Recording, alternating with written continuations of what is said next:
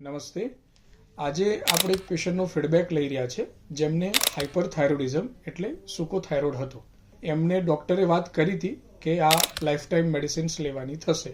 શરૂઆતના ટાઈમમાં જ્યારે કૃષ્ણ આયુર્વેદમાં આવ્યા એ વખતે એમનો TSH 17 હતો અને આયુર્વેદાની મેડિસિન સ્ટાર્ટ કરેલી અને એ 1 મહિના પછી નોર્મલ આવેલો.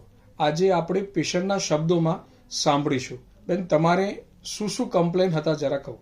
મને વાળ ઉતરતા હતા, ટાઈમ પીરિયડ ઓછું થઈ ગયું હતું, ભૂખ ઓછી લાગતી હતી, વજન ઘટ્યું હતું. વજન ઘટી ગયું હતું. કેટલું વજન ઘટ્યું હતું?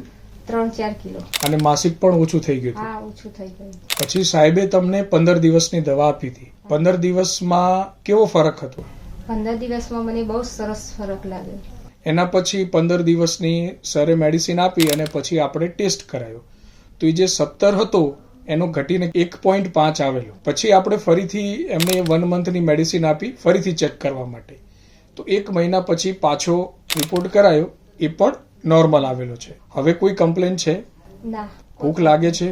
ભૂખ લાગે છે. ઓકે, એકદમ શરીર સ્વસ્થ ફીલ કરો છો? હા, સરસ.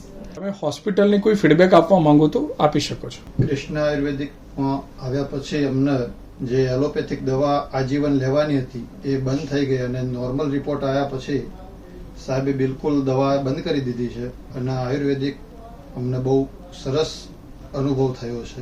દરેકે આયુર્વેદિક તરફ વળવું જોઈએ. ખૂબ ખૂબ ધન્યવાદ.